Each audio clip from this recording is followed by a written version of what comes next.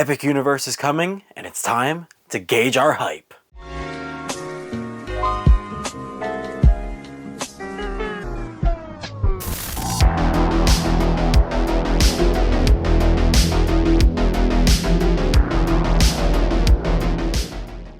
Hello everybody and welcome back. It is Michael from Wild Thrills back with another video, and today, that is right, we are talking about our hype list. I'm going to break down my top 10 attractions for Epic Universe, my kind of hype list for Epic Universe. This is going to be between attractions and shows, so rides, stuff like that, play areas, anything like that could be on this top 10, but I've tried to consolidate it to a top 10 the best I could and kind of give reasons as to why I am rating certain things over the other, just to kind of really give you a vibe of what I'm feeling for this park when it opens in May. It's coming up soon, so get ready. But before we get anything, please make sure you're subscribed and have the bell notifications turned on to get notified whenever I post a video. And also make sure you're following both Instagram and X. The links are down in the description below. But without further ado, let's kick it off at number 10. Dragon Racers Rally. So we're going to be kicking it off here in the Isle of Berk. This is an attraction that I've seen a couple variations of in several different parks. And this is a Gerstlauer Skyfly model is what it's called. And now I personally have never been on one, but there has been several videos of this one girl in particular at the Skyfly, Gerstlauer Skyfly model in the Mall of America, where she is just absolutely whipping that thing around, just continually spinning around and around. And I'm gonna be honest, it looks like a hell of a good time, and I want that to be me, which is why this one's gonna start off our list here at number 10, Dragon Racer Rally. Now let's move on to number 9. Number 9 is gonna move us from the Isle of Berk over to Super Nintendo World, as I'm putting Yoshi's Adventure here. Now you may be thinking, Yoshi's Adventure, that's a really weird attraction that you could put on this list. I mean, there's nothing much to it. It's just a kiddie kind of omni-mover style attraction that kind of just takes you throughout the park, or at least throughout that land. But that's exactly what it is, and that's exactly what I want. I am a sucker, at least in Disney terms, I am a sucker for the PeopleMover. And for me, Yoshi's Adventure looks like it is going to be the universal equivalent to the PeopleMover over here in Epic Universe. I know we have the High in the Sky Seuss Trolley, which I also adore that, and I have a feeling that this is going to be very similar, and it kind of helping it immerse us even more into Super Nintendo World. I'm just looking forward to this a whole bunch, and I have seen POVs of this over at Universal Japan, so it has me even more excited for this attraction. And like I said, it's slotting in at number 9 for us. Now let's move on to my number 8. Now this is going to be the first controversial take on my entire list, and this is probably going to be in most people's top 5, if not their top 3. But me, personally, I'm not a big fan of this property, which is why I have it so low. And that's going to be Harry Potter and the Battle for the Ministry of Magic. Like I said, not a big Harry Potter fan, so this attraction doesn't really interest me as much as the next person it would. Now, don't get me wrong. I know it's going to be one of the most immersive attractions in this entire park, but I also have heard that it is a simulator attraction. Now, for me, not a big fan of Universal simulator attractions. I know that there are going to be sections that are physical set designs, but there are still going to be those simulator sections, which is taking me out of this attraction. If it's up to me, I prefer physical sets over visual effects. That's just how I view things as far as attractions go. So this is why, another reason why this is getting put lower on my list than some other people may put it. Number 7 is an attraction that I have ridden a similar model of at a different park, and that is Fire Drill. This is over in the Isle of Berk. Fire Drill is basically a kiddie water boat ride that you go around and you shoot targets with a water cannon. Now, like I said, I have ridden a similar attraction to this over in Legoland, over here in Florida, and the attraction, super fun, and personally for me, my main issue with the one over in Legoland is that their maintenance on that was garbage, so a lot of stuff was broken. But fingers crossed, with Universal's maintenance team and their constant continuous need to upkeep things, I have a feeling that they're going to be able to maintain this attraction a little bit better so that it is more consistently good. Because I'm just saying, if that Battle for Bricksburg over in Legoland, if that was continually working and continually everything was working on it, it would be one of the best water attractions I've ever been on. So I'm really looking forward to Fire Drill, and it's out of Train Your Dragon, so it's gonna be super, super cool. Let's move on to number 6. We're right here in the middle of my list. Now, number 6 to number 5, there's a big gap, I will say that. So kind of anything 6 and below is kind of in its own league compared to my top 5.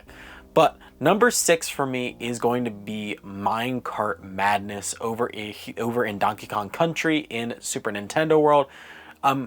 Personally for me, when this was initially announced, I was over the moon excited for it. But as the attraction had opened up in Universal Japan, I saw a few POVs of it, and that slowly killed my hype for it. The dark rides, the interior dark ride sections of it don't look as immersive as I would like, and the coaster looks fairly basic. I know the effects and everything with how it's riding on the mine track looks really cool and really well done, so the coaster sections of it's going to be really good, but I'm just concerned about the dark ride aspects of it and whether or not I really am going to be immersed in it. Overall, the theming is really cool, which is why it sits kind of in the middle of my list, but there are some concerns that I have over it, which is why I'm not putting it any higher than 6. Now, like I said, huge gap between number 5 and 6 for me. Number 5 is a ride that I have talked about a couple times here on the channel as one that I am extremely excited for, and that is going to be Curse of the Werewolf in Dark Universe. This is the mock family spinner, and you may be thinking, Michael, it doesn't really do much. And you're right. I will say the coaster doesn't really do much, which is why it's sitting more 5 than any higher than that. It's a fairly basic layout, but I have seen enough kind of rumors and enough pictures to kind of grasp the concept of this attraction as to the theming being really well done.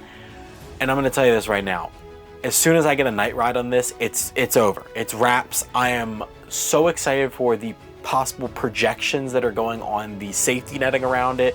I want to see how that looks as you're actually riding on it. I want to see possibly that werewolf animatronic in the shack. I am just excited and over the moon for this coaster, and I think it is going to be a surprise for most people, at least how I think it's going to turn out. I don't think a lot of people are ranking this as highly as they should, and I think it's going to be the more underappreciated attraction in this entire park, and I'm super excited to ride it. And number 4 is going to be our first and only show on this list, and that is the Untrainable Dragon show over in the Isle of Berk.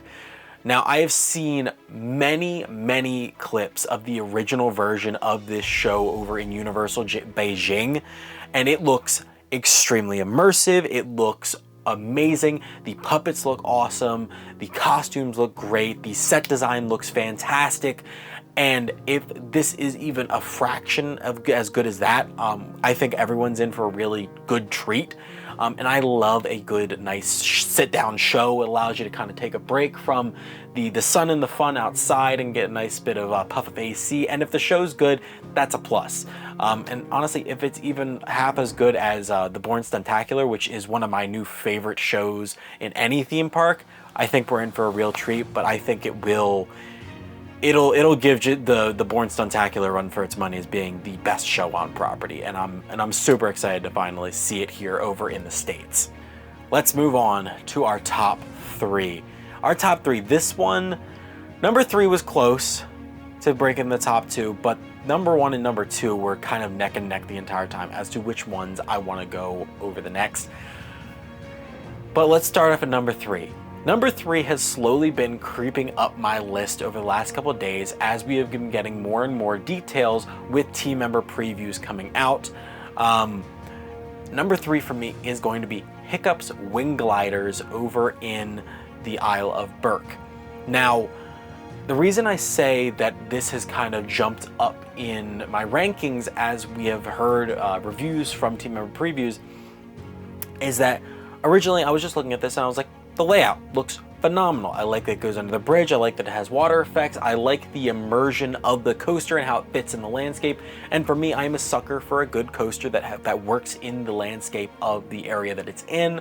And the theming of it looks awesome. They have some cool animatronics that I've seen throughout it that add to that theming and add to the storytelling. But the one thing that really got me is that they have onboard audio for this.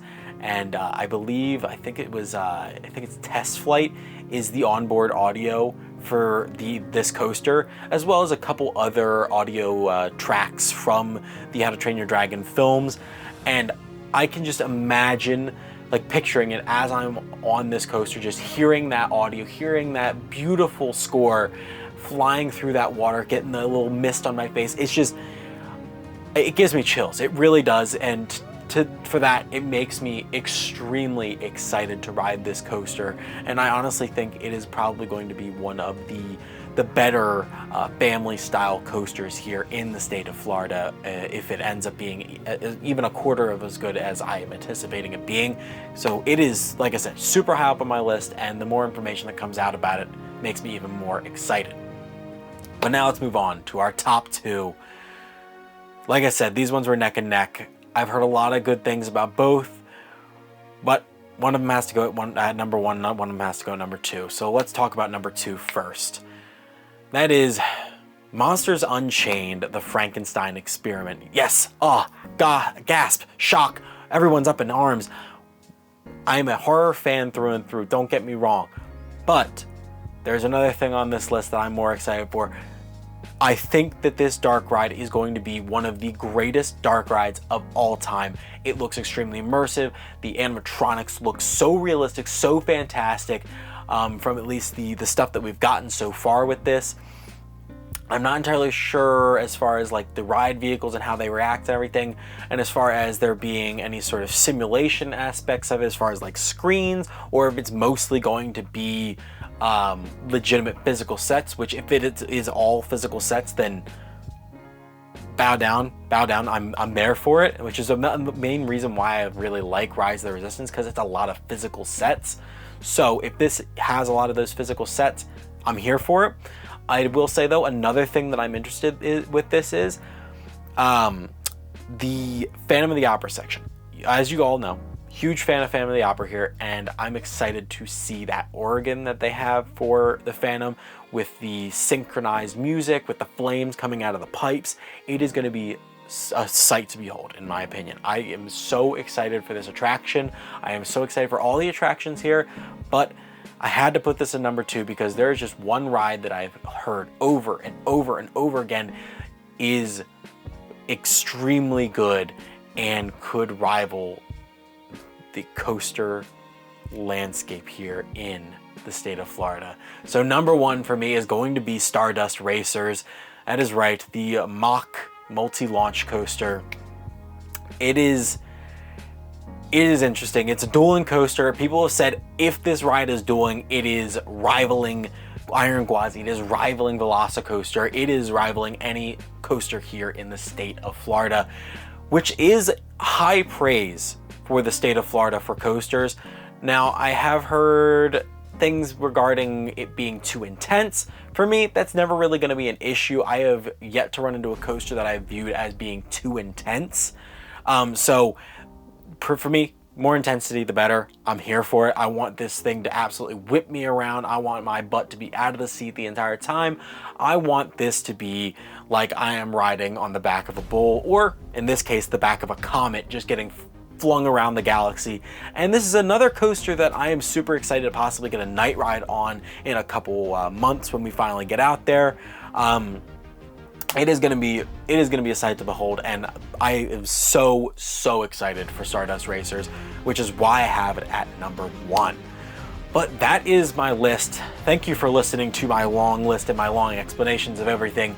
I would like to know though, if you want to put down in the comments below your top 10, top 5 of your most hyped attractions for Epic Universe. I'd like to know down in the comments below, because I really want to hear your guys' opinions on the park, or if you're a team member and have been to the park, how does your hype match the actual view of some of these attractions? I like to know down in the comments below. But as always, I'm Michael from Hollywood Thrills, giving you the all clear, and all clear means you're out of here. See you guys next time.